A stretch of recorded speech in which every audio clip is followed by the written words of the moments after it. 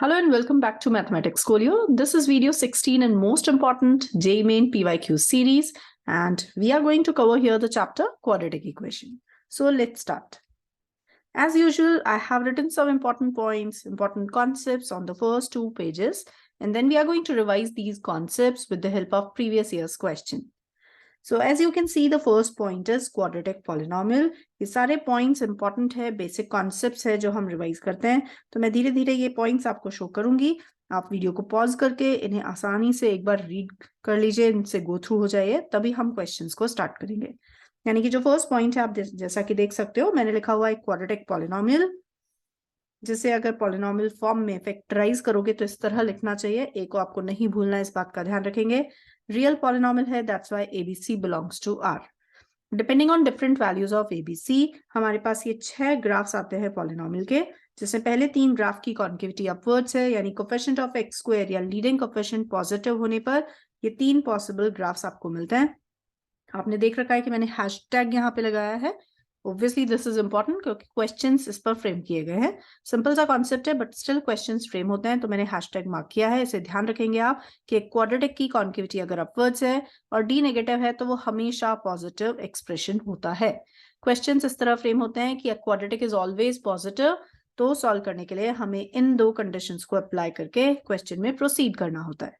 ठीक है, मिडिल वाले में आप नोटिस कर सकते हो, मैंने लिख दिया है कि it is a perfect square. So concavity upward होने के केस में, in case you are getting d0, तो दोनों रूट्स आइडेंटिकल होंगे, and that is why we are writing it as a perfect square. First graph correspond करता है 2 real distinct roots के लिए. अभी 2 real distinct roots as you can see, that's why discriminant d is going to be greater than 0, right. यही 3 graphs हमारे पास a negative के case में भी आते हैं. जब a नेगेटिव होगा तो कॉन्केविटी डाउनवर्ड्स होगी. Discriminant depending on how many points of intersection we are getting with X axis, हम d का वैल्यू लिखते हैं. ठीक है, तो ये फर्स्ट पॉइंट है जिसमें हमने 6 ग्राफ्स भी देखे क्वाड्रेटिक के किस तरह होते हैं, उन्हें आपको हमेशा दिमाग में रखना है. और क्वेश्चंस को सॉल्व करते वक्त जहां जरूरत पड़ेगी हम इन ग्राफ्स को यूज करते हैं. आते हैं सेकेंड पॉइंट पर. सेकेंड पॉइंट आपके पास है, ये क्वाड्रेटिक पॉलिनोमियल मेरे पास दिया गया है. अब हम इसके डिस्क्रिमिनेंट से इसके रूट्स के बारे में क्या इंफॉर्मेशन निकाल सकते हैं, वो सारे पॉइंट्स मैंने लिखे हैं. बिल्कुल बेसिक वाले मैंने नहीं लिखे हैं जो आप 9th-10th में भी पढ़ते थे कि रियल रूट्स कब आते हैं और इमेजिनरी रूट्स कब. तो d0, d greater than 0, d less than 0 वाली कंडीशन मैं अज्यूम कर रही हूँ कि इतना तो हमें याद ही है, वो बिल्कुल बेसिक है.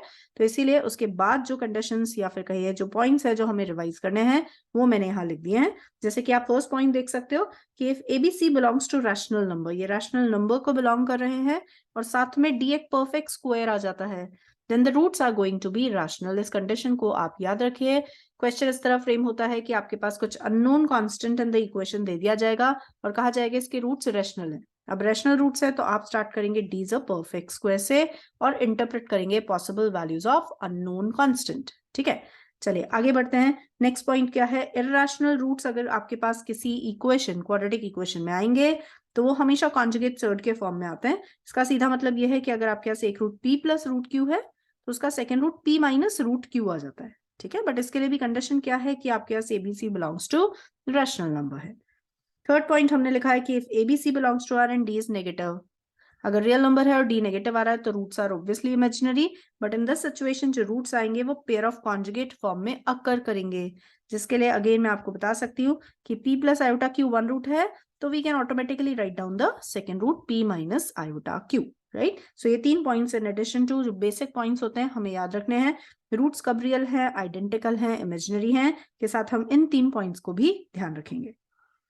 नेक्स्ट आता है maximum minimum value of a quadratic function. So एक क्वाड्रेटिक फंक्शन की मैक्सिमम मिनिमम वैल्यू को रिप्रेजेंट करने के लिए मैंने यहाँ ग्राफ्स ट्रेस किए, आप देख सकते हो. ए पॉजिटिव होगा तो nobody is going to ask you the maximum क्योंकि वो तो इनफिनिटी जा रहा है, right. They will frame a question on minimum value of such a quadratic expression. So इस क्वाड्रेटिक एक्सप्रेशन में अगर ए पॉजिटिव है तो लीस्ट वैल्यू आती है when X is minus B by 2a. जब एक्स का value minus B by 2a होगा, माइनस बी बाय 2a होगा तो you will get the least. और वो लीस्ट वैल्यू कितनी आएगी वो भी हमने देख ली, minus d by 4a. Basically minus d by 4a होता क्या है, minus d by 4a is nothing but f of minus B by 2a, right. आप एक्स को जैसे यहाँ पे minus B by 2a put करोगे, corresponding value is minus d by 4a. अब देखो, चाहे कॉन्केविटी अपवर्ड्स हो या कॉन्केविटी डाउनवर्ड्स हो, आंसर एक्स और वाई की वैल्यूज तो नहीं चेंज हो रही है. जो चीज में फर्क आ रहा है या जो चेंज हो रहा है वो सिर्फ इतना है कि अगर ए पॉजिटिव है तो हम मिनिमा निकाल रहे हैं, और अगर ए नेगेटिव यानी कॉन्केविटी डाउनवर्ड्स है तो we are finding out the maxima की value, we are finding maxima, right. Coming to the next point, यहाँ पे ये मैंने sum and product of the roots लिख दिया है, although I assume that each one of you know this value or know this thing कि अगर quadratic है तो अल्फा बीटा उसके रूट्स होने पर सम एंड प्रोडक्ट क्या आएगा। इस पे काफी क्वेश्चंस फ्रेम होते हैं, तो sum and product just for formality से मैंने यहाँ पे नोट डाउन किया है। नेक्स्ट इंपॉर्टेंट कॉन्सेप्ट है जिसपे क्वेश्चंस फ्रेम होते हैं वो है condition of common roots. Condition of common roots means दो क्वाड्रेटिक हमें दे दी गई है। अब देखिए पहला पॉइंट मैंने लिखा है कि अगर दोनों ही रूट्स आपके पास कॉमन आ जाए, दोनों इक्वेशन में दोनों रूट्स कॉमन है का मतलब क्या होगा कि दोनों इक्वेशन सेम होंगी। अब सेम होगी तो हम एग्जैक्टली कोफिशिएंट्स को इक्वेट नहीं करते हैं, हम क्या करते हैं कोफिशिएंट्स को कंपेयर कर लेते हैं। सो एक्स स्क्वायर का कोफिशिएंट, एक्स का कोफिशिएंट एंड कांस्टेंट टर्म के coefficients are in the same proportion. This is the condition that we use. Don't make a habit of just equating the constant. हमेशा habit ये बना दो coefficients को compare करेंगे, आप उन्हें इक्वेट मत करिए, ठीक है। इन सर्टेन केसेस वो इक्वल भी आते हैं बट कई केसेस में वो नहीं आते हैं, तो मेक अ हैबिट, एक ऐसा हैबिट बना के रखिए जिससे कभी गलत आंसर नहीं आता है, तो आप सीधे कंपेयर करेंगे एंड प्रोसीड करेंगे। नेक्स्ट है if exactly one root is common. अब दो की जगह एक ही रूट कॉमन है। सपोज हमने ये मान लिया कि alpha is the common root. अगर अल्फा कॉमन रूट है तो ऑब्वियसली अल्फा दोनों ही इक्वेशंस को सेटिस्फाई करेगा। आपकी फर्स्ट इक्वेशन बन जाएगी a1 alpha square plus b1 alpha plus c1 is 0 and a2 alpha square plus b2 alpha plus C2 is 0। अब ये जो दो इक्वेशंस है ना, इन दोनों से आप क्या करते हो, कंडीशन निकालने के लिए आप अल्फा एलिमिनेशन करते हो, ठीक है। अल्फा को एलिमिनेट करते हो। एलिमिनेट करने के लिए एक मेथड जो है वो है first method which is cross multiplication approach. आप क्रॉस मल्टीप्लिकेशन से इजीली लिख पाओगे कि this is alpha square upon b1 c2 minus b2 c1। ये देखो ये जो दो इक्वेशंस है, इन दो इक्वेशन में क्रॉस मल्टीप्लिकेशन की हेल्प से आप अल्फा का एलिमिनेशन कर रहे हैं so that a1 b1 c1 and a2 b2 c2 में आप एक रिलेशन फाइंड कर सकें जो कंडीशन बनेगी फॉर द कॉमन रूट, ठीक है। तो एक मेथड तो हो गया क्रॉस मल्टीप्लिकेशन।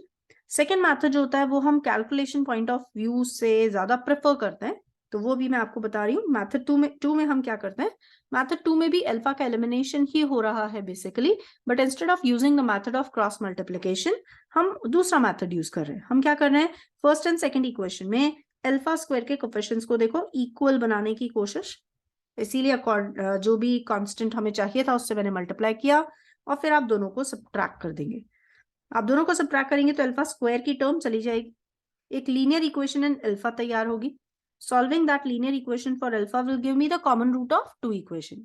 यानी अगर क्वेश्चन में कहा गया है कि दो इक्वेशन के कॉमन रूट है तो आप इस प्रोसीजर से उस कॉमन रूट को फाइंड कर सकते हैं।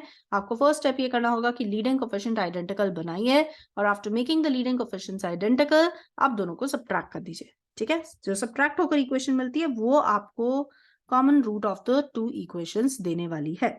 तो इस तरीके से अल्फा आप फाइंड करेंगे and once you get alpha तो अब अल्फा की वैल्यू आप किसी भी एक इक्वेशन में पुट कर दीजिए, a1 b1 c1 a2 b2 c2 में रिलेशन तैयार हो जाएगा, ठीक है।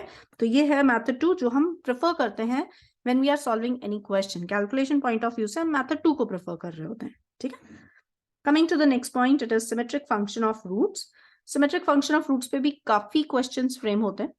क्या है ये सिमेट्रिक फंक्शन ऑफ रूट, तो आप ये देख सकते हो कि ये क्वाड्रेटिक मैंने अज्यूम किया जिसका रूट अल्फा बीटा लिया गया। Then in any an expression in terms of alpha beta, कोई एक्सप्रेशन लिखा गया है अल्फा बीटा और उस एक्सप्रेशन की खासियत ये है कि उस पूरे एक्सप्रेशन में अगर आप अल्फा और बीटा को इंटरचेंज कर दें तो एक्सप्रेशन नहीं चेंज होता है, ठीक है। अगर किसी एक्सप्रेशन में अल्फा बीटा को इंटरचेंज करने पर एक्सप्रेशन चेंज ना हो तो आप उसे सिमेट्रिक फंक्शन ऑफ रूट्स कहते हैं। किसे, एफ ऑफ अल्फा बीटा को।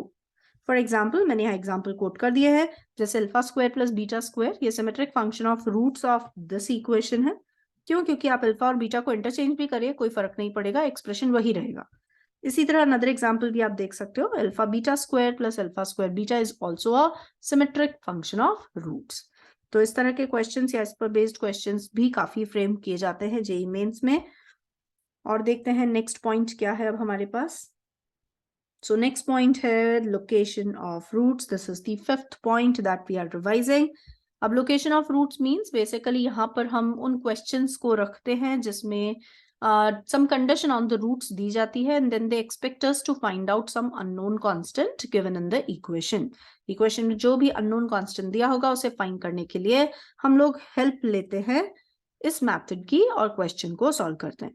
अब इस method में भी करना क्या होता है बेसिकली, आपको question properly read करके corresponding polynomial, quadratic polynomial का graph trace करना होता है. ठीक है, तो हम graph trace करते हैं for the corresponding quadratic polynomial और उसके बाद उस ग्राफ को देखते हुए हम 3 चीजों पे कमेंट करते हैं. वो 3 चीजें भी फिक्स्ड है. कौन कौन सी है? फर्स्ट ऑफ ऑल आप डिस्क्रिमिनेंट पर कमेंट करोगे. सेकेंड, जो ग्राफ आपने बनाया है उसके वर्टेक्स के एक्स कोऑर्डिनेट पे, this is x coordinate of the vertex, आप उस पर कमेंट करोगे. और थर्ड होगा साइन ऑफ द फंक्शन, या किसी पॉइंट पर, जो पॉइंट हमें क्वेश्चन में दिया होगा उस पॉइंट पे फंक्शनल वैल्यू के साइन पर कमेंट करोगे. ठीक है, sign of F of X at some important value of X. Important value यानी ज्यादातर क्वेश्चन में दी गई होती है वैल्यू, उस पर हमें फंक्शनल वैल्यू का साइन पता करना होता है, वो हम लिखते हैं. जब तीनों कंडीशन 1 2 3 साइमल्टेनियसली सेटिस्फाई होती है तो हमें कॉरस्पॉन्डिंग ग्राफ मिलता है. कॉरस्पॉन्डिंग ग्राफ मतलब जो ग्राफ हमने फेवरेबल ग्राफ ट्रेस किया था उस ग्राफ को डिफाइन करने के लिए हम 3 कंडीशंस लिख रहे थे.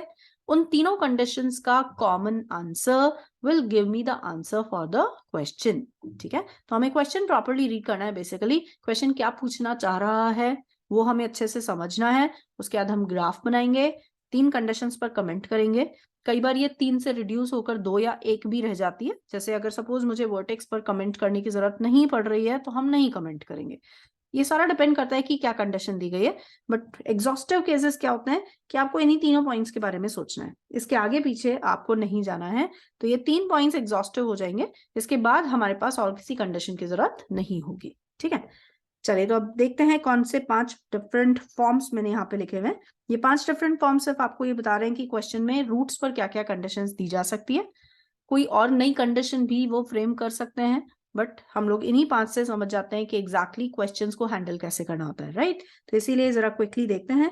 फर्स्ट पॉइंट में मैंने कंडीशन अप्लाई कर रखा है कि हमारे पास क्वाड्रेटिक के जो 2 रूट्स आएंगे, both these roots are greater than a specified number D. यानी कोई नंबर डी दे दिया और कंडीशन ये दे दी कि दोनों रूट्स क्वाड्रेटिक के डी से बड़े होंगे. अब डी से बड़े होंगे यानी ग्राफ जब आप क्वाड्रेटिक का बनाओगे, सपोज कॉन्केविटी अपवर्ड्स के साथ ग्राफ आप बनाते हैं तो ये फेवरेबल ग्राफ्स हैं. दोनों ही केस में रियल रूट्स मुझे मिल रहे हैं, 2 रूट्स मिल रहे हैं और दोनों डी से बड़े हैं. दोनों डी से बड़े हैं. जब आप ग्राफ बना लेंगे तो ग्राफ को देखकर सबसे पहले आप कमेंट करेंगे डिस्क्रिमिनेंट पर. तो इन दोनों ग्राफ के लिए कलेक्टिवली लिखा जा सकता है D greater than equal to 0. Second, vertex का एक्स कोऑर्डिनेट तो आप देखिए ये रहा -b/2 है. उसकी location with respect to D, जो पॉइंट हमें क्वेश्चन में दिया गया है वो क्या है वो हमने लिख दिए. एंड सिमिलरली डी पर फंक्शनल वैल्यू जब आपने कंपेयर की तो turns out to be F of D greater than 0. ये पॉजिटिव आती है. जब आप तीनों का इंटरसेक्शन ले लेते हो तो आंसर आपके पास रेडी हो जाता है. रेडी हो जाता है यानी अब अननोन कांस्टेंट होगा तो हम उसके लिए सॉल्व कर लेंगे. कोई इंटरवल फाइंड करनी है तो यहाँ से हम इंटरवल फाइंड कर लेंगे. राइट, सो ये 3 कंडीशंस ग्राफ पे लगाई जाएगी एंड तीनों का intersection, the common answer will be the answer for the question. Similarly A negative यानी कॉन्केविटी डाउनवर्ड्स है तो हम सिमिलर वे में हैंडल कर सकते हैं. फॉर एग्जांपल अगर कॉन्केविटी डाउनवर्ड्स के साथ आप ग्राफ बनाओगे और दोनों रूट्स डी से बड़े हैं तो आप ग्राफ क्या क्या बनाएंगे, या तो 2 रियल डिफरेंट रूट्स आएंगे या 2 रियल आइडेंटिकल रूट्स आएंगे. D greater than equal to 0 होगा. -b/2a, again you can see the x coordinate of the vertex is on the right side of D, तो वो पॉजिटिव ग्रेटर दैन डी होगा. D पर functional value जब आप check करते हैं तो डी पर ग्राफ एक्स एक्सिस के नीचे जा रहा है, इसलिए f of d will be negative. Right, so इस तरह से कंडीशंस को लिखा जाता है चाहे ए पॉजिटिव हो या ए नेगेटिव. सेकेंड कंडीशन हम ये देख सकते हैं, ये रहा second possibility. 2 roots x1 x2 but they are lying on the either sides of given number D. तो एक रूट डी से बड़ा, एक रूट डी से छोटा. ये बहुत अच्छी प्रोफाइल होती है बिकॉज इसमें कैलकुलेशन पार्ट लीस्ट आता है. क्वेश्चन ने हमें दे दिया कि आपके पास 2 रूट्स हैं, they lie on either side of D. तो आपको इस पूरे ग्राफ को डिफाइन करने के लिए अगर कॉन्केविटी अपवर्ड्स है, अगर ये पॉजिटिव के लिए आप सॉल्व कर रहे हैं तो only condition required is f of d less than 0. Nothing else is required. क्यों? क्योंकि ये कंडीशन अपने आप में इस पूरे ग्राफ को डिफाइन कर देती है. अगर आप फंक्शन की कॉन्केविटी अपवर्ड्स रखते हैं और साथ में एफ ऑफ डी को नेगेटिव लेते हैं तो this is the only graph that we will be getting. अब यही ग्राफ आ रहा है तो इसका मतलब ठीक है, मैं क्यों एडिशनल कंडीशंस लिखकर क्वेश्चन के सोल्यूशन की लेंथ को बढ़ाऊंगी। हम सिर्फ F of D less than 0 solve करेंगे और आंसर आ जाएगा। थर्ड सिचुएशन क्या हो सकती है कि आपके पास दो रूट्स है क्वाड्रेटिक के x1 x2 as you can सी मैंने यहाँ बना रखे हैं, बट ये दोनों रूट्स दो नंबर c और d के बीच में लाई करते हैं, यानी two roots of the quadratic lie in some open interval d to e। अब फिर से आप पहले पॉसिबल ग्राफ्स बनाओगे। ग्राफ बनाते वक्त आपको ये ध्यान रखना है कि रूट्स चाहिए, यानी या तो दो रियल डिस्टिंक्ट रूट्स होंगे या फिर दो रियल आइडेंटिकल रूट्स होंगे। दैट्स वाई ये दोनों ग्राफ बनाए गए। अब इनकी कंडीशन के लिए आप लिखना शुरू करेंगे। सबसे पहले डी पर कमेंट किया जाएगा, फिर वर्टेक्स का एक्स कोऑर्डिनेट आप देख सकते हो, तो X coordinate of the vertex lie between C and D, तो सेकंड कंडीशन आएगी। थर्ड क्या होती है, जो पॉइंट क्वेश्चन में दिया गया है उस पॉइंट पर फंक्शनल वैल्यू का साइन हमें चेक करना होता है। तो यहाँ दो पॉइंट्स दिए गए थे, इसीलिए अकॉर्डिंगली हम दो कंडीशंस ग्राफ को देखकर लिख लेते हैं और फिर इन चारों का इंटरसेक्शन लेकर फाइनल आंसर दिया जाता है। ठीक है, तो ये जितने डिफरेंट फॉर्म्स है उनमें सबसे लेंथी फॉर्म यही जाता है क्योंकि चार इनइक्वालिटीज हमें सॉल्व करनी होती है। नेक्स्ट कंडीशन आप देख सकते हो, अगेन ये रहे दो रूट्स x1 एंड x2। अब इन पे क्या कंडीशन है कि ये दो रूट्स इस तरह लाई कर रहे हैं कि एक रूट d से बड़ा है और एक c से छोटा है, राइट। सो एक d से बड़ा एक c से छोटा, तो दो रूट्स तो होंगे, यानी एक ही ग्राफ बनाया जा सकता है। इस ग्राफ के लिए कंडीशन अगेन डी पर कमेंट करिए। फिर क्या हम वर्टेक्स पे कोई कंस्ट्रेन ला सकते हैं? नहीं, वर्टेक्स पे कोई कंस्ट्रेन नहीं है। ये सी के लेफ्ट हैंड साइड यानी सी से छोटा भी हो सकता है, may be the graph is like this. यह डी से बड़ा भी हो सकता है, तो it can also be greater than D. So no condition as such on the x coordinate of the vertex, तो इसीलिए हम वो कंडीशन नहीं लिखते हैं। तो फिर क्या लिखेंगे, अब आप लिखोगे सी और डी पर फंक्शनल वैल्यू का साइन। तो सी पर you can see the graph is below x axis, D पर also the graph is below x-axis. That's why f of c negative and f of d is also negative. Similarly, अगर a negative है तो भी आप condition को लिख सकते हैं। Coming to the next point, exactly one root in open interval c to d. अगर c से d किसी इंटरवल में exactly एक रूट क्वाड्रेटिक का लाई कर रहा है तो क्या कंडीशन है, ये रही कंडीशन। कॉन्केविटी अपवर्ड्स हो या डाउनवर्ड्स हो, हमें दो कंडीशन सॉल्व करनी होती है। पहली होती है F of C into F of D less than 0, जो आंसर आता है एज इट इज पूरा उठाएंगे। दूसरा हम सॉल्व करते हैं F of C into F of D equals to 0। But यहाँ पर जो भी आंसर आता है आप पहले उससे जाके क्वेश्चन में वेरीफाई करेंगे, फिर क्वेश्चन में वेरिफिकेशन के बाद ही आंसर को फाइनलाइज करेंगे। जब दोनों आंसर्स आ गए तो आप दोनों का यूनियन लेके फाइनल आंसर लिख दोगे। तो f of c into f of d less than 0 as it is complete solution you have to pick up। Second वाले केस में आपको वेरीफाई करके आंसर निकालना होता है। रीजन ये होता है कि जब आप f of c into f of d को 0 लिखते हो तो इसका मतलब ग्राफ कुछ इस तरह भी हो सकता है कि ग्राफ में दोनों रूट्स जो है वो c और d के साथ कोइंसाइड कर जाएं। f of c भी 0 है, f of d भी 0 है, राइट। अब कोई भी रूट बिटवीन c और d तो आ नहीं रहा, अब नहीं आ रहा तो इसका मतलब ये ग्राफ तो फेवरेबल नहीं होगा। तो इसीलिए क्या किया जाता है कि इस कंडीशन को हम लिखते हैं मगर साथ में वेरीफाई करते हैं, क्योंकि ये एक अकेली कंडीशन बहुत सारे ग्राफ्स को एक साथ डिनोट करती है जिसमें बहुत सारे ग्राफ्स फेवरेबल नहीं है। एग्जाम्पल मैंने आपको एक कोट करके दिया यहाँ पे कि देखो ये ग्राफ फेवरेबल ग्राफ नहीं है, तो इस तरह से बहुत सारे दूसरे ग्राफ्स भी तैयार होते हैं। ठीक है, तो लोकेशन ऑफ रूट की खासियत क्या होती है कि क्वेश्चन रीड करके पहले तो आपको ग्राफ बनाना पड़ता है कि फेवरेबल ग्राफ हमारे पास क्या होगा according to the condition. Once you have made the graph, अब आप कंडीशंस लिखना शुरू करिए। कंडीशंस में ही मैंने आपको बता दिया, आप तीन चीजों के बारे में सोचेंगे, discriminant, X coordinate of the vertex, और आपके पास तीसरा पॉइंट होता है F of C F of D, यानी जो पॉइंट हमें क्वेश्चन में दे दिए जाते हैं उसकी फंक्शनल वैल्यू के साइन पर हमें कमेंट करना है। ठीक है, तीनों का intersection will give us the answer. So this is all about the important concepts that are important for JEE Mains। Advance के लिए तो important है ही, तो JEE Mains से mostly questions you will find that they are framing on these concepts। Symmetric function of roots पे बनता है, location of roots पर भी बनता है, कॉमन रूट्स को भी वो लोग यूज करते हैं, simple sum and product of the roots का कॉन्सेप्ट यूज किया जाता है। तो let us see now the questions from previous years and start solving them. चलिए तो स्टार्ट करेंगे। सबसे पहला क्वेश्चन आप देख सकते हो स्क्रीन पर। The first question is let p and q be two positive numbers such that p plus q is 2 and p power 4 plus q power 4 is 272. Then p and q are the roots of the equation. अब question जब exam में आया तो उसमें options provided थे और सारे ही option में x स्क्वायर माइनस 2x तक का टर्म सेम था. The only thing was constant term are different. तो मैंने यहाँ पे सीधे आंसर लिखना है. मैं एक इक्वेशन फ्रेम करूंगी जिसके रूट्स p and q होंगे. देखो आपको इक्वेशन फ्रेम करनी है तो ऑब्वियसली आप लिखोगे x square minus sum of roots into x plus product of the roots. अब now I don't have product of the roots, उसी के लिए हमें क्वेश्चन को सॉल्व करना होगा.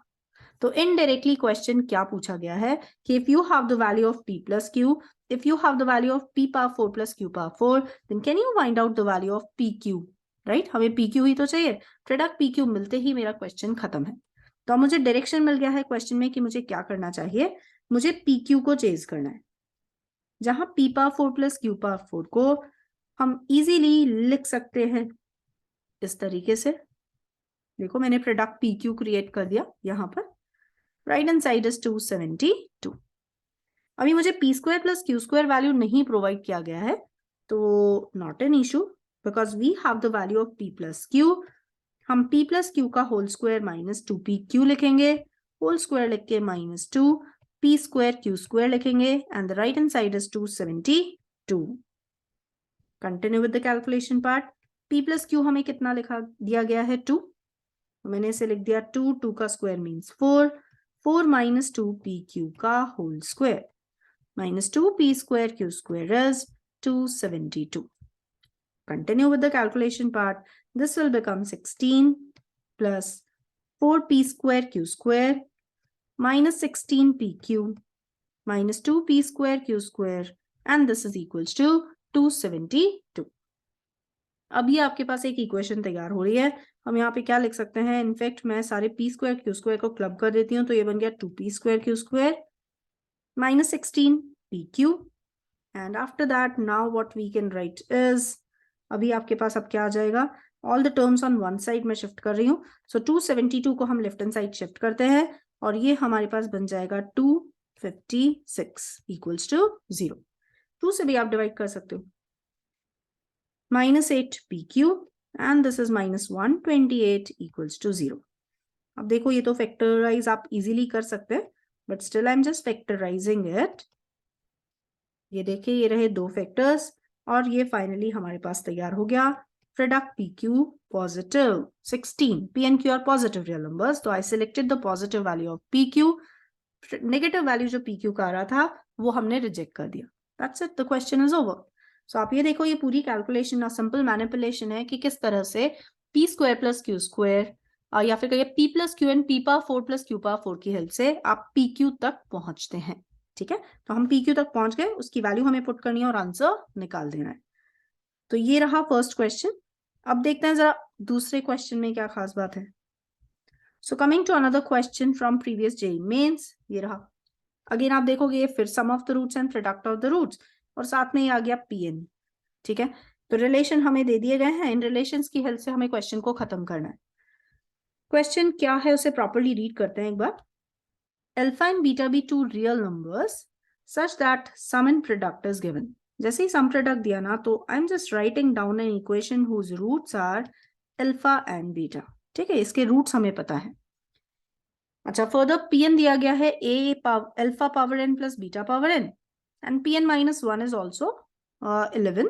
pn plus 1 is 29. अभी ये pn माइनस 1 क्या होगा. It will be alpha n minus 1 plus beta n minus 1. This is 11. pn plus 1 कितना होगा. तो pn प्लस 1 आप देख सकते हो this will be alpha power n plus 1 plus beta power n plus 1 and this is equals to 29. Question ये कह रहा है कि मुझे pn स्क्वायर चाहिए यानी बेसिकली मुझे alpha n plus beta n का वैल्यू फाइंड करना है. How we are going to find that now. So उसे फाइंड करने के लिए आप एक चीज नोटिस करो कि alpha and beta are the roots of this equation. इसीलिए हम अल्फा एस से और इसी तरह बीटा का एक relation beta square minus beta minus 1 लिख सकते हैं. राइट, मैं अल्फा एन या फिर कहिए pn माइनस 1 pn प्लस 1 में रिलेशन निकालना चाहती हूँ. इसीलिए इस पूरी इक्वेशन को मैं अल्फा पावर n माइनस 1 से जरा मल्टीप्लाई करके लिख देती हूँ. ठीक है, हमने अल्फा पावर n-1 से मल्टीप्लाई किया। सिमिलरली आप बीटा के लिए भी इसी तरह का एक रिलेशन जब मल्टीप्लाई करके लिखोगे तो वो ये नजर आएगा। देखें जरा क्या लिखा हुआ है, ये हमें मिलेगा जब मैं इन दोनों रिलेशंस को ऐड करूंगी तो हमें मिल जाएगा alpha power n+1 plus beta power n+1. It is nothing but pn+1 minus, now you can write alpha power n-1 plus beta power n-1. मैंने लास्ट टर्म्स को क्लब कर दिया पहले, तो ये फॉर्म बन गई अल्फा pn-1, राइट। हम इसे लिख सकते हैं pn-1। रिमेनिंग टर्म्स को राइट हैंड साइड जाके क्लब किया, ये देखिए, तो ये दो रिलेशंस ऐड करने पर ये फॉर्म देते हैं, यानी ये बन जाता है pn+1 minus pn-1 is pn. Do we have the value of pn+1 and pn-1? Yes, we do have. So let us keep these values and complete the question.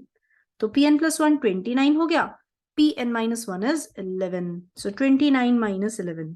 pn लिखेंगे 29 minus 11. That is 18. That's it. The question is over. This is 18 का whole square. So इस question में ये जो हमें quadratic मिली ना, this quadratic is important. Mostly जब इस तरह के क्वेश्चन फ्रेम किए जाते हैं जिसमें alpha power n beta power n या फिर कहिए pn-1 इन्वॉल्व होता है, तो they have framed the question with this quadratic only. JEE advance में भी अगर आप नोटिस करेंगे तो प्रीवियस ईयर क्वेश्चंस में जहां पर भी alpha power n beta power n की जरूरत पड़ रही है या जो क्वेश्चन फ्रेम किया गया है, they have framed it mostly with this equation. ठीक है, वेल क्वेश्चन कुछ भी नहीं था, it's only the proper observation and साथ में टर्म्स को किस तरह से अरेंज करके हमें लिखना है, दिस इज इंपॉर्टेंट। सो अगर आप ये अच्छे से जानते हैं तो जेईई मेन का क्वेश्चन तो डेफिनेटली आप सॉल्व कर ही लेंगे। ठीक है, तो हमें क्या करना है, पेशेंटली एक बार ध्यान से उसे ऑब्जर्व करिए टर्म्स को एंड देन यू प्रोसीड। जो आपने सीखा है सवाल उसी में से सॉल्व होगा। क्वेश्चन कहीं पे भी आउट ऑफ द बॉक्स नहीं फ्रेम किए जाते हैं, आउट ऑफ सिलेबस नहीं फ्रेम किए जाते हैं। ठीक है, तो आप ध्यान से शांत माइंड से अपना सोचिए और क्वेश्चन में प्रोसीड करिए। चलिए देखते हैं नेक्स्ट क्वेश्चन। अभी नेक्स्ट क्वेश्चन आपके सामने आ गया, थर्ड क्वेश्चन है, if f(x) be a quadratic polynomial such that. अब इन्होंने कहा है कि f(x) एक क्वाड्रेटिक पॉलिनोमियल है such that f(-1 plus f(2) is 0। अब देखो क्वेश्चन की फर्स्ट लाइन से जो एक चीज मुझे पता चल रही है ना, वो ये पता चल रही है कि f(-1) and f(2) are of opposite sign, right. वो डिफरेंट साइन के, एक पॉजिटिव होगा एक नेगेटिव होगा, या दोनों जीरो होंगे। ठीक है, अभी फर्स्ट लाइन से मैं ये भी इंटरप्रेट कर सकती हूँ कि ये दोनों ही वैल्यू जीरो आ रही है। Okay, if one of the roots of f(x) equals to 0 is 3। अब हमें ये पता चल गया कि f(x) इक्वल्स टू 0 का एक रूट तो 3 है। इसका क्या मतलब निकलता है कि f(-1) एंड f(2) साइमल्टेनियसली तो 0 नहीं है, क्योंकि अगर ये दोनों भी 0 हो गए तो 3 रूट्स फॉर अ क्वाड्रेटिक तो नहीं पॉसिबल है ना। तो इसलिए बिकॉज f(3) 0 आ गया है, अब f(-1) f(2) 0 नहीं आएंगे, और इनका सम अगर 0 आ रहा है यानी वो डेफिनेटली ऑपोजिट साइन के ही होंगे, तभी सम 0 आ सकता है, राइट। f(x) इक्वल टू 0 का एक रूट 3 का मतलब, अब मैं यहाँ पर इस तरह भी लिख सकती हूँ, this is k times x-3 multiplied by x minus alpha. Alpha मैंने इसका दूसरा रूट अज्यूम कर लिया। अब क्वेश्चन क्या कह रहा है, अब आपको ये फाइंड करना है कि the other root lies in which interval. ये जो दूसरा रूट अल्फा है ये किस इंटरवल को बिलोंग करता है, कैसे फाइंड करेंगे। फाइंड करने के लिए आपको क्या करना है, सबसे पहले आप f(-1) प्लस f(2) उठाकर 0 लिख दोगे, राइट। k नॉन जीरो है, इस बात का हमें ध्यान रखना है। f(-1) का मतलब क्या होगा, k कॉमन ही ले लेते हैं। f(-1) का मतलब हो गया -4 multiplied by -1 minus alpha, and f(2) का मतलब हो गया 2 minus 3। 2 minus 3 means -1, this is 2 minus alpha, this is equal to 0। यानी यहाँ तो हमें सीधे अल्फा ही मिल जाएगा, अल्फा ही मिल जाएगा। यानी क्या लिखा हुआ है, this is 4 plus 4 alpha, and then we have plus alpha and then -2 equals to 0। Alpha के लिए सॉल्व कर लेते हैं, this turns out to be -2 और अल्फा आ गया -2/5। That's it. Now you can select the proper option and get your answer. ठीक है, तो क्वेश्चन इज वेरी सिंपल। यहाँ पे आपको ये पता होना चाहिए कि आप पॉलिनोमियल को किस तरह कन्वर्ट करते हैं। तो के का फैक्टर हमने लिखा है, ऑल्दो वो नॉन जीरो था, तो वो अगर आप लिखना भूल भी जाए तो आंसर पे फर्क नहीं लाएगा। ठीक है, तो ये क्वेश्चन हमारे पास आ गया, f(-1) f(2) are of opposite sign. हमने इंटरप्रेट किया था, बट इसकी जरूरत ही नहीं पड़ रही क्वेश्चन में, हमने उसके बिना भी क्वेश्चन को इजीली इंटरप्रेट कर लिया है। बट जैसे जैसे आप क्वेश्चन रीड करते हैं ना, सारी इंफॉर्मेशन गैदर करके उसका इंटरप्रिटेशन एक बार लिखते जाया कीजिए, क्योंकि यू नेवर नो कि किस इंटरप्रिटेशन से हमें क्वेश्चन में प्रोसीड करना होगा। देखते हैं नेक्स्ट क्वेश्चन क्या है। क्वेश्चन कह रहा है the set of all real values of lambda, हमें लैम्डा की वैल्यूज फाइंड करनी है, ठीक है। कंडीशन क्या है, for which the quadratic expression, quadratic equation always have exactly one root in the interval 0 to 1। यानी देखिए ये तो straightforward location of roots पे क्वेश्चन है कि आप कैसे एक क्वाड्रेटिक इक्वेशन है, उस क्वाड्रेटिक पॉलिनोमियल के ग्राफ को अगर आप ट्रेस करेंगे तो उसकी कॉन्केविटी अपवर्ड्स है, और इस क्वाड्रेटिक का एग्जैक्टली एक रूट 0 और 1 के बीच में लाई करता है, एग्जैक्टली वन रूट। अब एग्जैक्टली एक रूट बिटवीन 0 and 1 लाई कर रहा है, तो चलिए स्टार्ट करते हैं। सबसे पहले हम देखेंगे एफ ऑफ एक्स को मैं ले लेती हूँ lambda square plus 1 into x square minus 4 lambda x plus 2। अब एक चीज मुझे यहाँ पे सीधे नजर आ रही है कि अगर मैं एफ ऑफ 0 कैलकुलेट करूं तो वो आता है 2, यानी कि पॉजिटिव। तो अगर रफ स्केच भी आप इसका ट्रेस करते हैं तो कॉन्केविटी अपवर्ड्स के साथ 0 पर तो ग्राफ एक्स एक्सिस के ऊपर है, पॉजिटिव वैल्यू ले रहा है। ये तो फिक्स है, मतलब इसे हमें फिक्स कंडीशन लगानी नहीं है, ये ऑलरेडी एक पॉजिटिव वैल्यू ले रहा है। तो अगर आप चाहते हो कि क्वाड्रेटिक 0 to 1 के बीच में एग्जैक्टली एक रूट ले, तो 1 पर फंक्शन की वैल्यू शुड बी नेगेटिव। हमें 1 पर क्या मिलना चाहिए, the functional value should be negative at 1, that's it. यानी मुझे यहाँ पर F of 0 into F of 1 को नेगेटिव लिखने की भी जरूरत नहीं है, आप सिर्फ और सिर्फ इस कंडीशन को सॉल्व कर दीजिए। तो I am just leaving that calculation part for you. देखो स्ट्रेट फॉरवर्ड क्वेश्चन था, वो स्ट्रेट फॉरवर्ड में भी हमने ध्यान से अगर ऑब्जर्व किया, क्वेश्चन को थोड़ा सा ध्यान से देखने की जरूरत होती है, ऑब्जर्व करने पे पता चला कि आपको सिर्फ एफ ऑफ 1 को नेगेटिव पुट करना है और आंसर निकालना है। तो आप एफ ऑफ 1 निकालिए, नेगेटिव पुट करके आंसर निकाल सकते हैं। Let us come to the next question. अभी आते हैं नेक्स्ट क्वेश्चन पर। सो ये रहा next question which says that lambda not equals to 0 be real. तो ठीक है, हमारे पास लैम्डा एक रियल नंबर है। Alpha and beta are the roots of first equation. तो अगेन मैंने सॉल्व करना शुरू किया, और जो जो इंटरप्रिटेशन अभी तक की जा सकती है क्वेश्चन को रीड करके वो मैंने लिख दी। लाइक अल्फा एंड बीटा इसके रूट्स हैं, मैं इसका सम भी लिख सकती हूँ और साथ में मैं इसका प्रोडक्ट भी लिख सकती हूँ, ठीक है। Now they are saying that alpha and gamma are the roots of another equation. So दूसरी इक्वेशन आ गई 3x square minus 10x plus 27 lambda equals to 0, जिसके रूट्स हैं alpha and gamma, right. Alpha and gamma अगर इसके roots हैं तो फिर अगेन मैं सम ऑफ द रूट्स लिख सकती हूँ, एंड अगेन मैं प्रोडक्ट ऑफ द रूट्स भी लिख सकती हूँ। 27 लैम्डा बाय 3, तो सीधे डिवाइड करके लिखते हैं 9 लैम्डा। अब क्वेश्चन क्या पूछ रहा है, आपको चाहिए beta gamma by lambda, okay. जब आप क्वेश्चन वापस ध्यान से देखते हैं तो आपको पता चलेगा कि इन्होंने एक common root between two equations दिया है, और अगर common root between two equations है तो हम उस रूट को आइडेंटिफाई कैसे करें। Very simple, you multiply the first equation with 3, यानी लीडिंग कोएफिशिएंट सेम बना दीजिए जैसा हमने आज रिवाइज भी किया, और फिर दोनों इक्वेशंस को सब्ट्रैक्ट कर दीजिए, ठीक है। हम दोनों इक्वेशंस को सब्ट्रैक्ट करेंगे, तो एक इक्वेशन आपके पास जो फर्स्ट इक्वेशन है 3 से मल्टीप्लाई करके लिखी गई, सेकंड एज इट इज। मैंने सब्ट्रैक्ट करना शुरू किया, जब हम सब्ट्रैक्ट करते हैं तो ये आता है 7x माइनस 21 लैम्डा इज 0, यानी जो कॉमन रूट x वैल्यू आ रही है वो है 3 लैम्डा।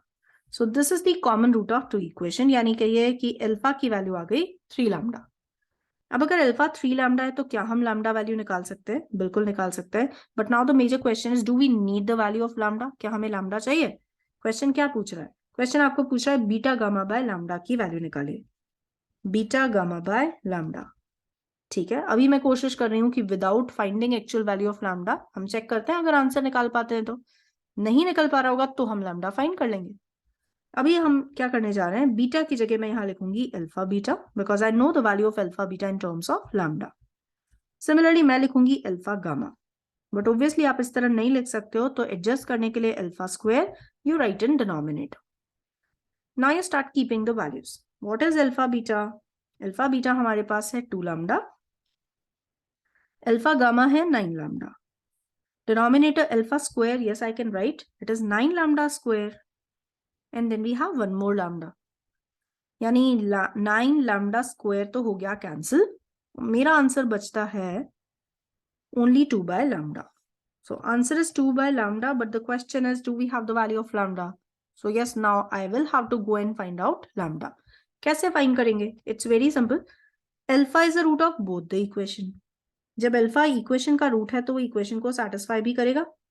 आप ये जो 3 लैम्डा अल्फा की वैल्यू है ना, उसे कैसे एक इक्वेशन में पुट कर दीजिए. Equation can be of your choice. मैंने फर्स्ट इक्वेशन ली बिकॉज कोफिशिएंट्स मुझे बहुत कंफर्टेबल लग रहे हैं. मैंने अल्फा का वैल्यू 3 लैम्डा वहां पे जाके पुट किया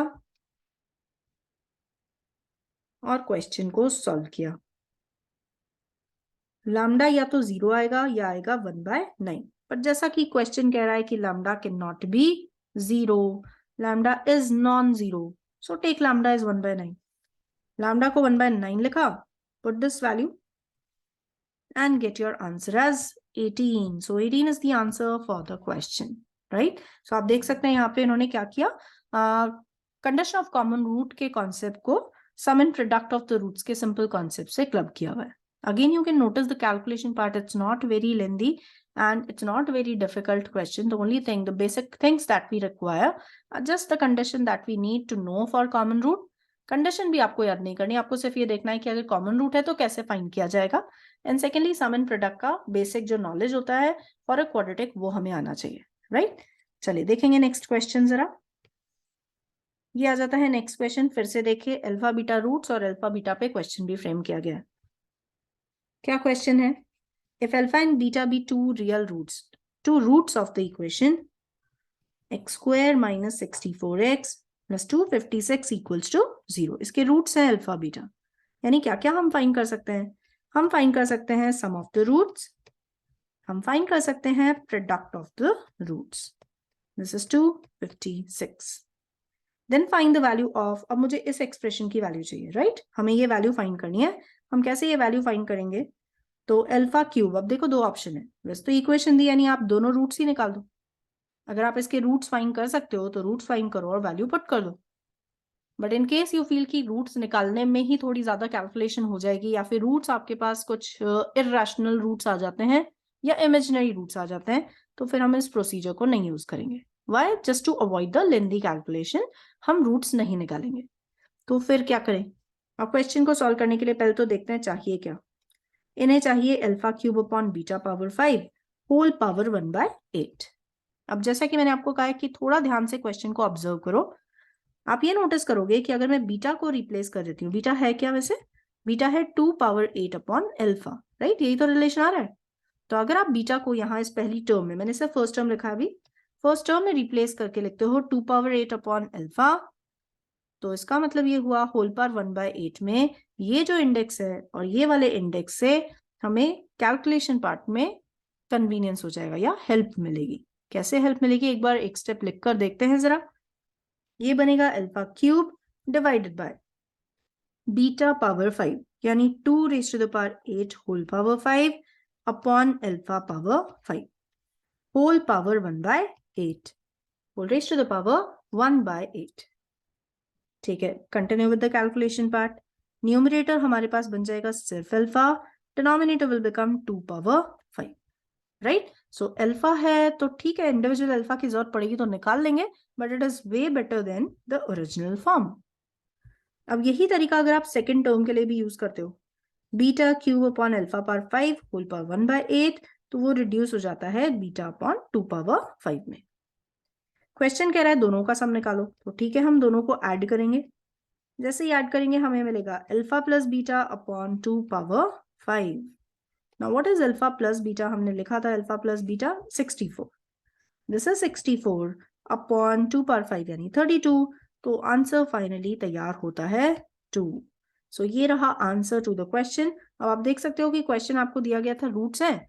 अब अल्फा बीटा रूट्स अगर हैं तो अल्फा बीटा में एक रिलेशन लिख दिया गया. नोटिस करेंगे कि it is a symmetric function of roots, right? जो सिमेट्रिक फंक्शन ऑफ रूट्स होते हैं ना, उन रूट्स या उन एक्सप्रेशन की वैल्यू के लिए आपको sum of the roots, product of the roots हमेशा हेल्प कर देता है.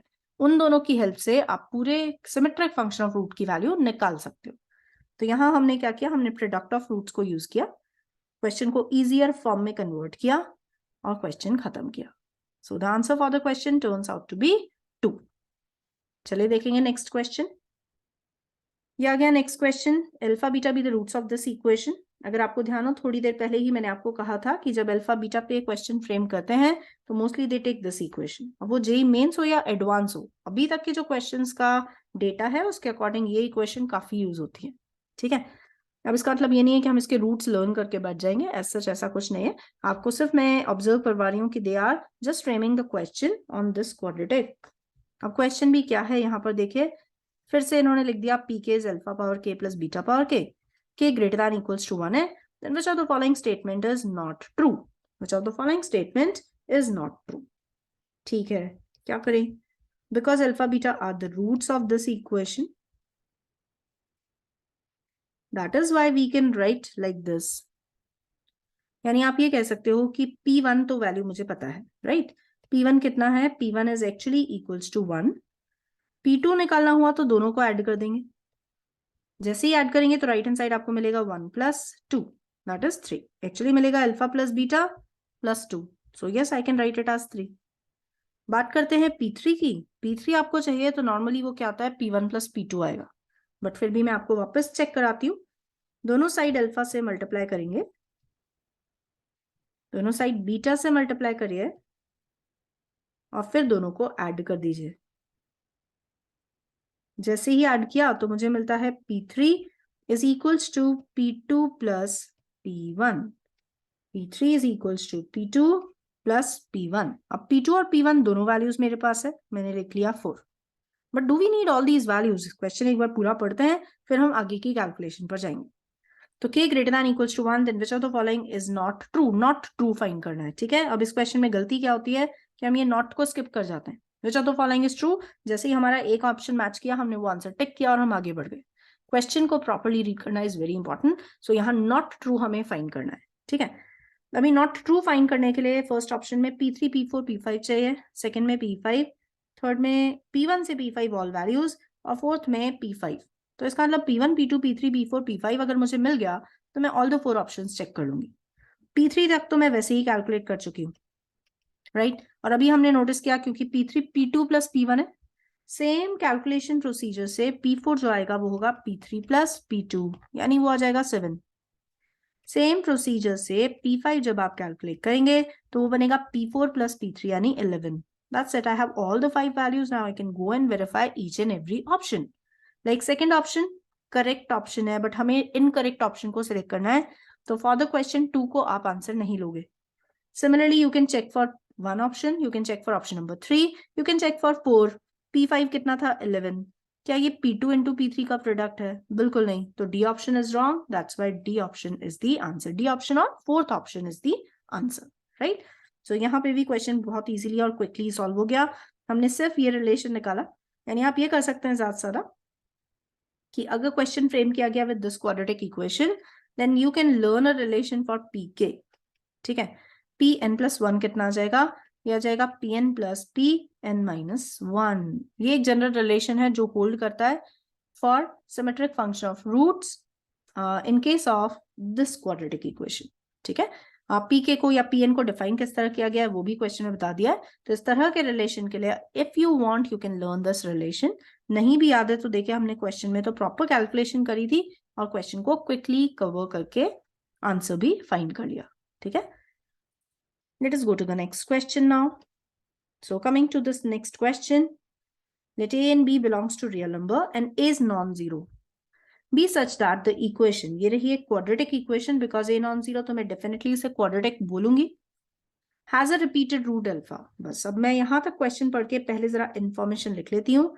Having a repeated root alpha implies discriminant D should be 0. So I'm calculating D, which will be B square minus 4AC. It has to be 0.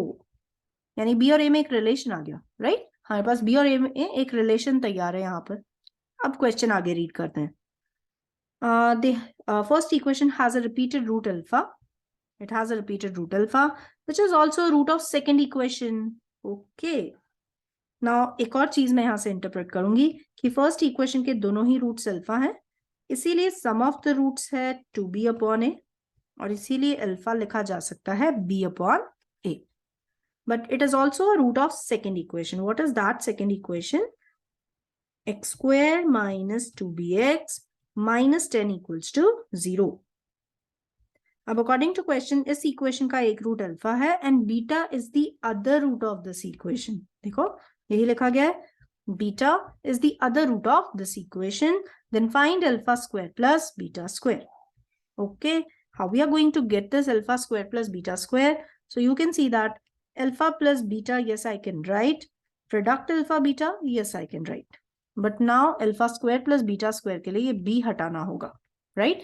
B unknown है, जिसे हटाएंगे, जिसे remove करेंगे, अब फिर क्वेश्चन का आंसर करेंगे. हम कैसे बी का वैल्यू फाइंड कर सकते हैं? तो बी का वैल्यू फाइंड करने के लिए मैंने कहा अल्फा इसका रूट है ना, बट अल्फा का वैल्यू तो बी अपॉन ए हमने फाइंड किया, यानी b upon a is going to satisfy this equation. Let us put the value of alpha, b square upon a square minus 2b square upon a minus 10 equals to 0, right? Every b square को you can replace with 5a. हम 5a से replace करके जरा check करते हैं क्या बनता है. ये बनेगा b square is 5a. So 5a upon a square minus 2 5a upon a minus 10 equals to 0. Complete the calculation part. 1 upon a, or in fact 5 upon a turns out to be 10 plus 10, 20. तो फिर a का value कितना आ गया? 1/4. But if you have the value of a, can we find out the value of b? हमने a और b में जो relation निकाला था उसके अकॉर्डिंग b स्क्वायर 5a है, तो चलिए b स्क्वायर ही निकाल देते हैं. हमें मिल जाएगा b स्क्वायर 5a. तो ठीक है, a and b square value हमारे पास तैयार है. हमें चाहिए alpha square plus beta square. तो let us complete the calculation part now. You can write alpha square plus beta square as alpha plus beta का whole square minus 2 alpha beta. Alpha plus beta का whole square यानी 4b square and minus 2 times this one. क्या हमारे पास alpha beta की value ready है? बिल्कुल ready है. हम यहाँ पे वैल्यू पुट करेंगे. So 4b square is 5 plus 20. Answer turns out to be 25. So again ये भी ऐसा एक टॉपिक है जिसपे अगर क्वेश्चन आता है तो आपको बिल्कुल लीव नहीं करना है. आप आसानी से सिर्फ sum and product of the roots या simple condition of common roots को यूज करते हुए क्वेश्चन को सॉल्व कर पाएंगे. ठीक है, तो क्वाड्रेटिक इक्वेशन में भी बहुत लेंथी क्वेश्चंस मैंने नहीं देखे हैं जो इन्होंने बनाए हैं. तो प्लीज इसे भी एक ऐसा टॉपिक कंसिडर करके रखिए कि इस टॉपिक से हमें किसी क्वेश्चन को लीव नहीं करना है. ठीक है, चलिए देखते हैं next question. What is the next question now? So here is the next question which says that if both roots of quadratic equation are real and distinct. Again मैंने क्वेश्चन जहां तक पढ़ा पहले मैं उसका इंटरप्रिटेशन करूंगी. तो हमने स्टार्ट कर दिया कि इस इक्वेशन में discriminant d will be positive. क्या उसके कैलकुलेशन की जरूरत पड़ेगी? तो हम देख लेंगे. अभी मैंने d देखा कि बहुत ही आसान है, मैंने लिखा और साथ में m का वैल्यू भी इंटरप्रेट कर लिया कि जब आप इस इनइक्वालिटी को सॉल्व करोगे तो इनइक्वालिटी का आंसर ये आएगा. ठीक है, तो हमने यहां तक तो सॉल्व करके रख लिया. अभी what next? And they lie in this interval. Okay, so the roots of the equation are real and distinct and lie in closed 1 to 5. तो ये तो लोकेशन ऑफ रूट्स है. ये रहा 1, ये रहा 5. The two roots of the equation lie in closed interval 1 to 5. यानी या तो रूट्स बिटवीन 1 and 5 लाई कर रहे होंगे या फिर वो 1 and 5 के साथ भी कोइंसाइड कर सकते हैं. Right, you can have a graph like this. So या तो रूट 1 और 5 के बीच में होंगे या फिर दोनों रूट 1 and 5 होंगे या फिर कोई एक रूट 1 और 5 और दूसरा रूट इन बिटवीन 1 and 5 हो सकता है, मगर दो डिफरेंट रूट्स जरूर होंगे. तो ये जो सारे ग्राफ्स हमने बनाए, इन ग्राफ की कंडीशन के लिए सबसे पहले अगर डिस्क्रिमिनेंट देखा जाए तो only greater than 0, d equals to 0 के कॉरस्पॉन्डिंग हमें कोई ग्राफ नहीं मिला है. Coming to the x coordinate of the vertex. So जरा इक्वेशन देखते हैं और लिखते हैं -b/2a. तो -b/2a का मतलब होगा m/2 और ये जो m/2 है ये 1 and 5 के बीच में ही लाई करना चाहिए. राइट, ये 1 and 5 के बीच में होना चाहिए. You can not have a graph जिसके दो रूट्स तो 1 और 5 के बीच में आएंगे और vertex outside the interval. It's impossible to trace such a graph in quadratic. Third क्या होता है? हम 1 and 5 पे फंक्शनल वैल्यू पे कमेंट करते हैं. तो आप नोटिस कर सकते हो कि 1 पे या तो वैल्यू 0 है या वो पॉजिटिव है. तो इसलिए मैं लिखूंगी f of 1 greater than equal to 0, साथ ही f of 5 greater than equal to 0। इन सब का intersection will give me the answer. f of 1 का क्या मतलब हो जाएगा, तो हम एक बार क्वाड्रेटिक फिर से देखेंगे, x square minus m x plus 4। ठीक है, ये रहा क्वाड्रेटिक। f of 1 की अगर मैं बात करूं, ये हमने fx ले रखा है एक्चुअली, तो f of 1 will be 5 minus m. It has to be greater than equal to 0. Okay, what about f of 5? So it will become 25 plus 4, that is 29 minus 5m greater than equal to 0. d greater than 0 हम already solve कर चुके हैं, और inequality 2 convert होती है m greater than 2 less than 10 में। मुझे क्या करना है, मुझे सबका intersection common solution निकालना है, तो मैंने सबको ट्रेस करना शुरू किया। स्टार्ट किया विद d पॉजिटिव, जो आंसर देता है -4 and 4 के either sides. This is d positive. Coming to second condition of x coordinate of the vertex, तो आंसर आता है 2 से 10 के बीच में। थर्ड कंडीशन है m less than equals to 5, तो मैंने थर्ड कंडीशन को ट्रेस किया। This is somewhere 5, m has to be less than और equals to 5। Coming to the fourth condition, ये कहता है कि m has to be less than और इक्वल्स टू 29/5। अभी 29/5 का मतलब हुआ 5 point something, so somewhere here I traced 29/5 and answer has to be less than or equals to that. Coming to their common solution, तो आप देख सकते हो कि चारों में आपके पास जो कॉमन आंसर आ रहा है वो है between 4 and 5. So ये रहा वो रीजन जो हमें सिलेक्ट करना चाहिए, जो कि आंसर है। यानी क्या कह सकते हो, answer will be open interval 4 to 5 closed. Now let us check, क्या उन्होंने कुछ ऑप्शंस हमें दे रखे हैं? यस, तो उन्होंने हमें ऑप्शंस प्रोवाइड किए गए हैं कि both the roots of the quadratic equation are real and distinct and they lie in interval closed 1 to 5, then m lie in the interval. जो करेक्ट आंसर है वो है open interval 4 to 5 closed. Now you select the most appropriate, because 4 to 5 closed का मतलब हुआ A option तो definitely reject होगा, ये रिजेक्ट होगा, ये रिजेक्ट होगा, तो मोस्ट अप्रोप्रिएट आपके पास क्या आएगा, 4 to 5। सो एनटीए में इस बात का ध्यान रखिए, आपको ऐसा लगता है कि 4 ऑप्शन में से कोई भी ऑप्शन एग्जैक्ट आंसर नहीं दे रहा है, तो आप उसमें मोस्ट अप्रोप्रिएट सिलेक्ट करके जरूर आएंगे। ठीक है, तो यहाँ मोस्ट अप्रोप्रिएट आता है option number 2, you select this option. ठीक है, आप इसे सिलेक्ट करेंगे सो दैट आपको मार्क्स मिल सके। सो this is the point that I was discussing only for NTA. NTA में आपको ऐसा करना है, एडवांस में आपको करेक्ट आंसर लिखना होता है जो एग्जैक्ट आंसर आ रहा है। चलिए आ जाते हैं नेक्स्ट क्वेश्चन पर। अभी ये क्या है, ये कह रहे हैं consider the quadratic equation. The moment they are saying quadratic equation, मैंने देख लिया है कि c-5 0 नहीं होगा। अच्छा ओके, इन्होंने भी इंटरप्रेट करके दे दिया ये चीज। Let s be the set of all integral values of c for which one root of the equation lie in the interval 0 to 2 and its other root lie in the interval 2 to 3. Now number of elements in S, यानी question ने क्या कहा, question ने मुझे ये कहा कि जो क्वाड्रेटिक है ना, इसको पहले हम fx मानकर लिख लेते हैं एक बार।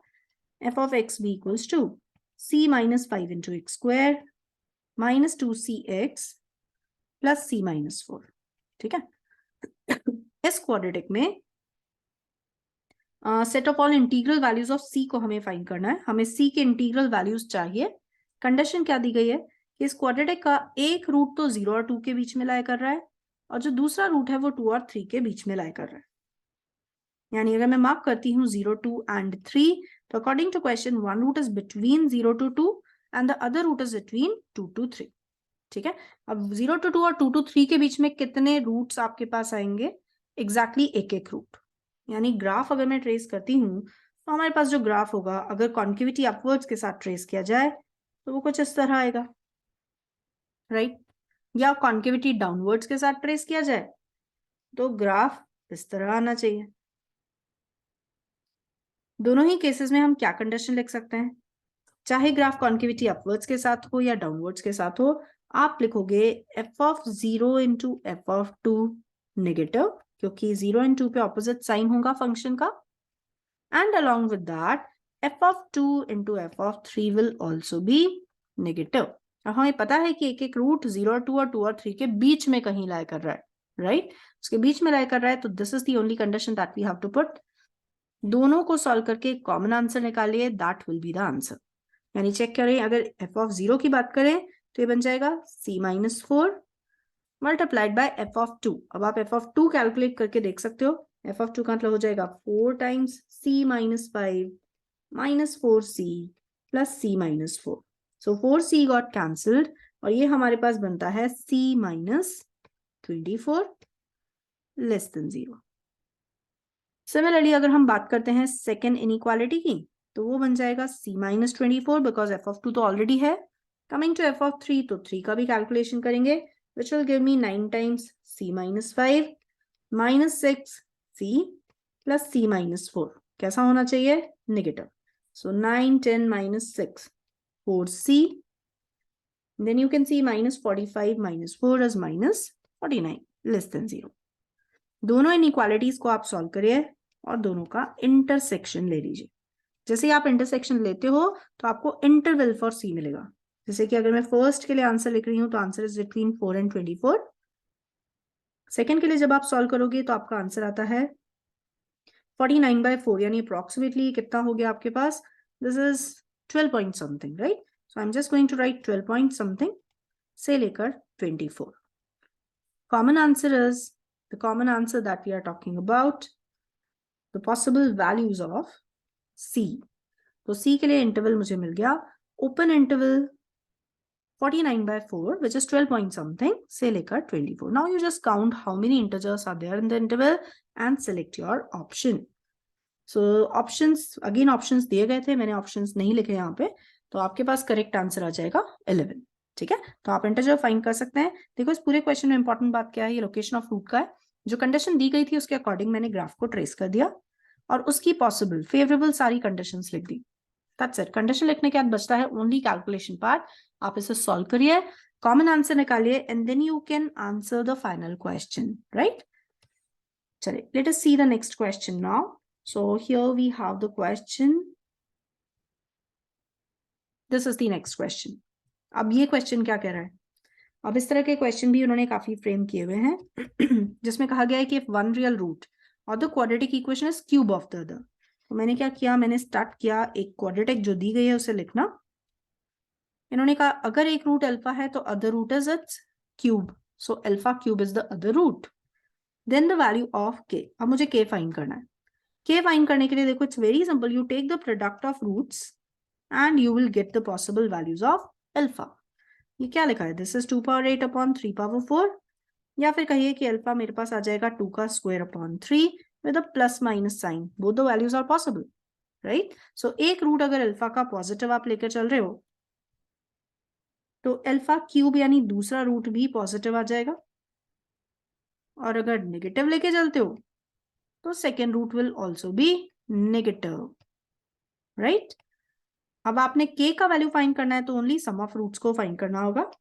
तो get the sum of roots 4/3 plus 64/27, और यहां से सॉल्व करेंगे तो सम ऑफ द रूट्स -k/81 -4/3 -64/27। आप सॉल्व करके दोनों का आंसर निकालेंगे और चेक करेंगे कि ऑप्शन में जो दिए गए हैं उनमें से कौन सा ऑप्शन आंसर से मैच करता है। जैसे कि जब आप फर्स्ट केस को सॉल्व कर रहे हैं तो आपके पास k का वैल्यू आएगा -300, while in this situation it will become 300। both are correct, but option में सिर्फ k -300 दिया गया है, तो again you are going to select option number D, क्योंकि ये जो रिमेनिंग 3 वैल्यूज है ये 3 वैल्यूज के नहीं ले सकता है according to the condition, right? So हमने सिलेक्ट कर लिया proper answer which is -300। So इस तरह के क्वेश्चन इन विच क्या होता है, कई बार वो रेशियो दे देते हैं कि alpha and beta 2 roots of the equation है which are in the ratio 1:2 या 3:4 and then you proceed with the question. तो आपने क्या करना है, एक रूट अल्फा है, 3:4 का रेशियो है तो आप ले सकते हो 3α 4α roots, get the sum of the roots, product of the roots, eliminate alpha and proceed with the calculation part, right? So again it's an easy question। So again I'm just reminding you कि आप quadratic equation का question आता है तो उसे definitely solve करिए, उसे बिल्कुल नहीं छोड़ कर आएंगे, बिकॉज ना तो वो लेंदी दिखा। आपने देखे मैंने बहुत सारे क्वेश्चंस लिए हैं प्रीवियस जेईई मेन के, बहुत सारे क्वेश्चंस में कोई भी क्वेश्चन ऐसा नहीं है जिसकी कैलकुलेशन बहुत टीडियस हो या क्वेश्चन बहुत लेंदी जा रहा हो, राइट? चलिए अब बात आती है प्रीवियस जेईई एडवांस के क्वेश्चंस की जो जेईई मेंस में भी पूछे जा सकते हैं। तो ये रहा पहला क्वेश्चन।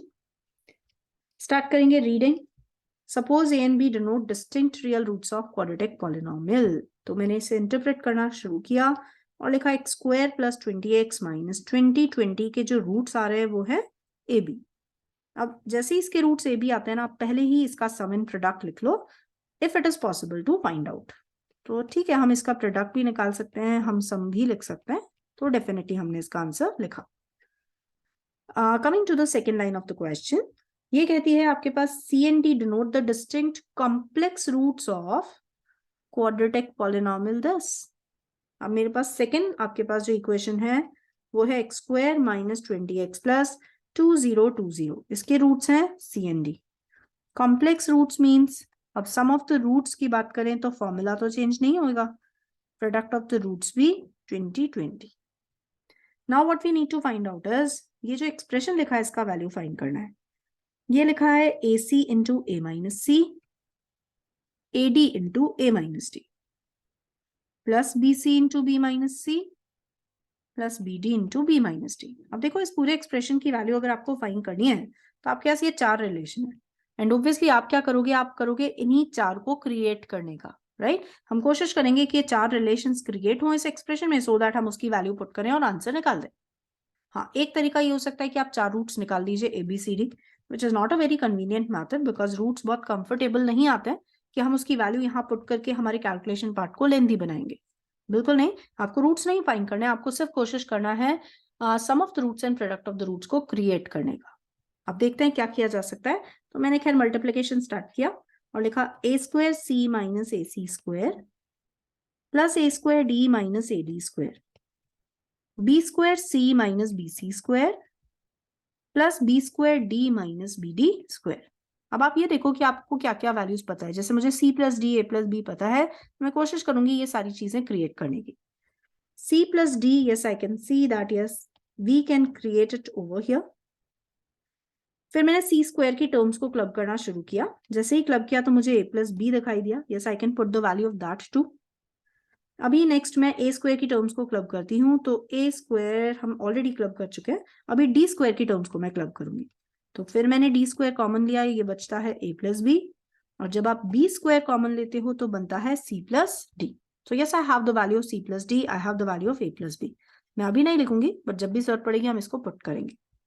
आगे क्या करें, अभी सी प्लस डी की सारी टर्म्स एक साथ लिखते हैं।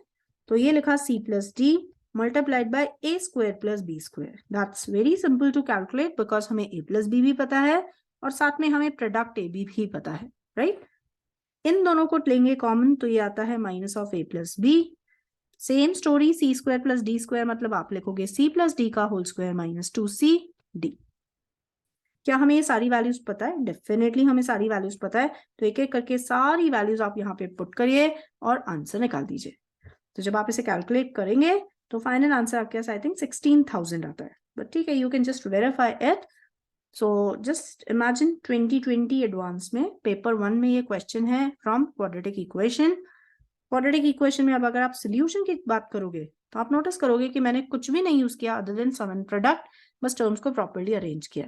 मैं चेज भी उन्हीं वैल्यूज को कर रही हूँ जिसका वैल्यू मुझे पता है। तो मैं डेफिनेटली क्रिएट करना चाहती हूँ c plus d a plus b, product c d product a b, वो हमने क्रिएट किया और क्रिएट करके फाइनल कैलकुलेशन के बाद answer will be ready, right? तो आप यहाँ पे सब वैल्यूज पुट कर दीजिए और आंसर कैलकुलेट कर लीजिए।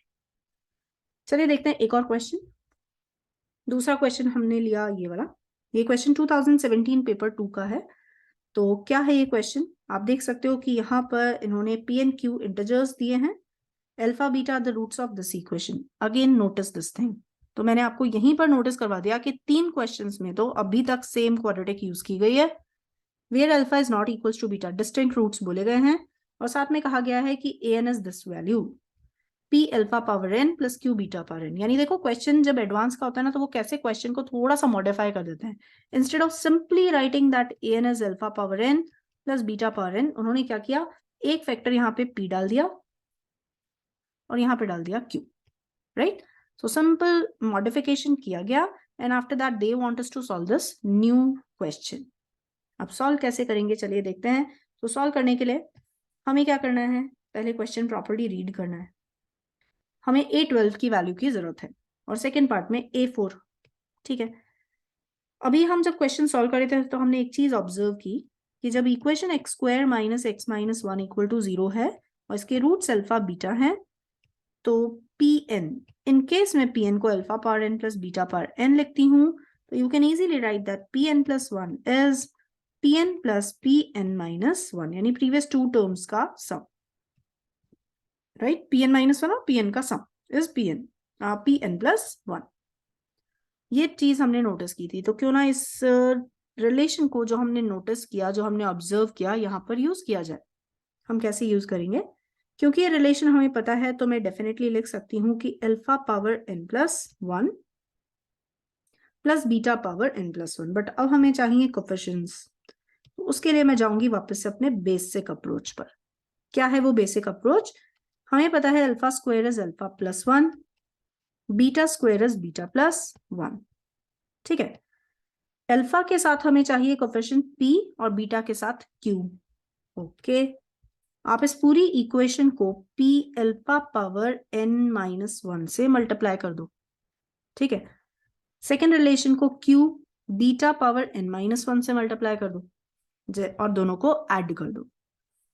इस ऑपरेशन के बाद लेफ्ट हैंड साइड जो आपको मिलेगा that is going to be an plus one, because it will become p alpha power n plus one plus q beta power n plus one.